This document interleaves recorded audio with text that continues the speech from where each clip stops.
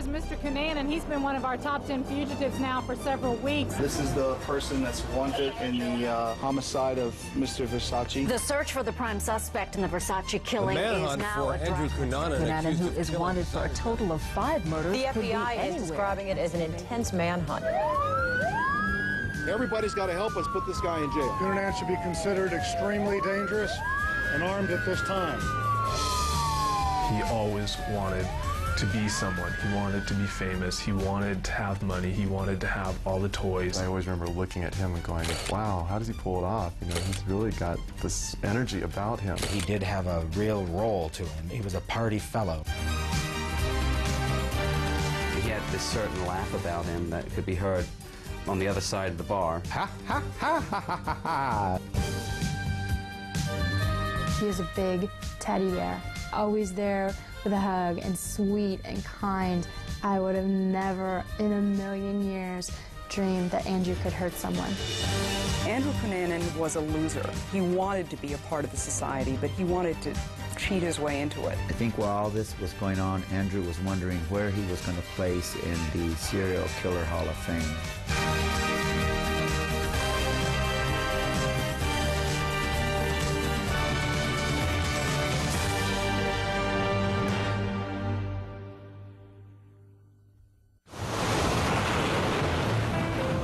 It began in California, near the Pacific, the ocean whose name means peace. But the life of Andrew Cunanan was anything but peaceful. He spent his life trying to stay one step ahead of everyone else. In his dreams and in his lies, he was an heir to a fortune, or an aspiring actor, or a witty young man with an ex-wife and daughter. He lived behind stories and half-truths, yet to many friends, to know Andrew Cunanan was to love him. Andrew was outgoing, fun-loving, caring,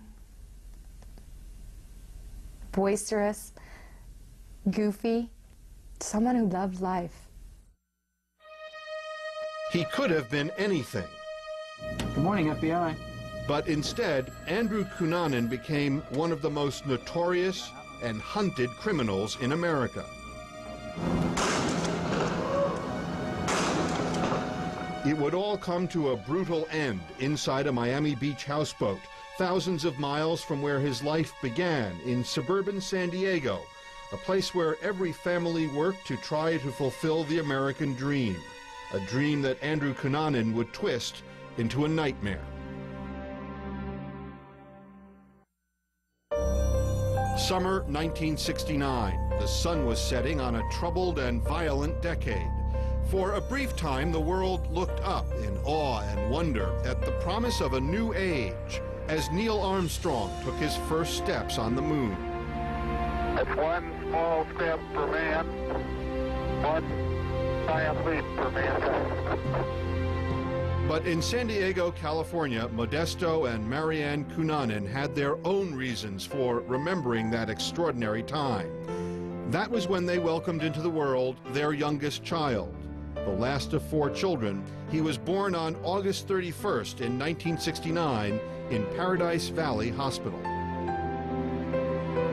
The Cunanans, both Catholic, baptized their boy Andrew Philip, the names of 2 apostles. His father, Modesto, had come to the United States from the Philippines and was serving in the U.S. Navy. Andrew's mother, Marianne, had been a San Diego telephone operator. The Cunanans lived a routine life in a working-class suburb, National City. It is one of the poorest cities in America. But the Cunanans seemed determined to move up, to make a better life for their children, especially for Andrew. Modesto doted on the boy. Andrew's father paid an awful lot of attention to him, and I think cultivated in his son an interest in education and an interest in the finer things. My recollection is that they had a fairly modest existence, but I understood from his father that there was a drive to want more. In 1972, Modesto retired from the Navy and got a job as a stockbroker, while Marianne raised the children. She was deeply religious, and she had a powerful influence on Andrew.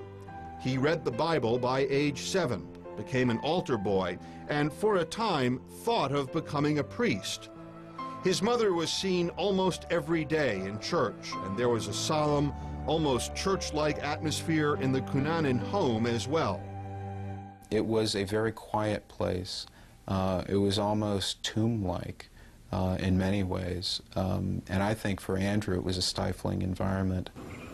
When Andrew was 9, his family moved to a better neighborhood, Bonita, and his world was transformed. Between Bonita and National City, the contrasts are just so obvious. Bonita, majority of the people that lived in Bonita, very comfortable.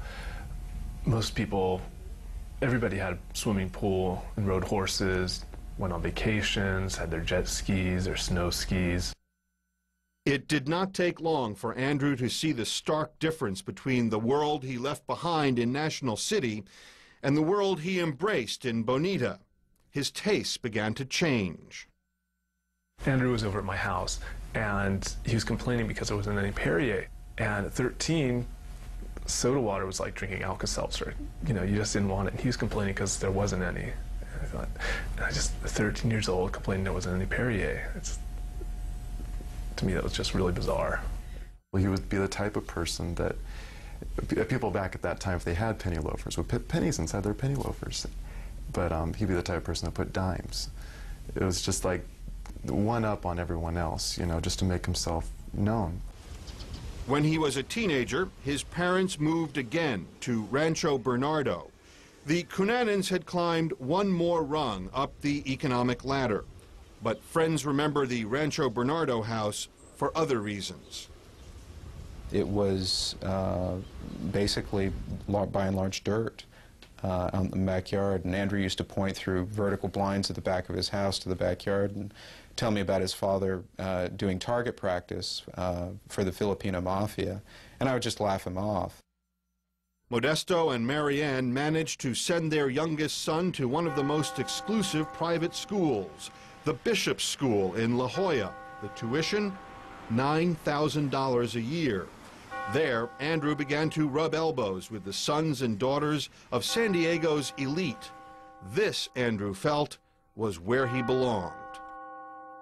Andrew's the most status-conscious person I've ever met to this day. He always wanted to be someone. He wanted to be famous. He wanted to have money. He wanted to have all the toys. He always pretended to have more than he really did, or he wanted you to think he had more than he did.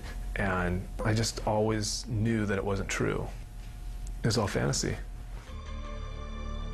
His classmates also came to know something else about Andrew. He made no secret of the fact that he was attracted to men and would whistle at members of the male water polo team. By some reports, he even began having liaisons with older, wealthy men.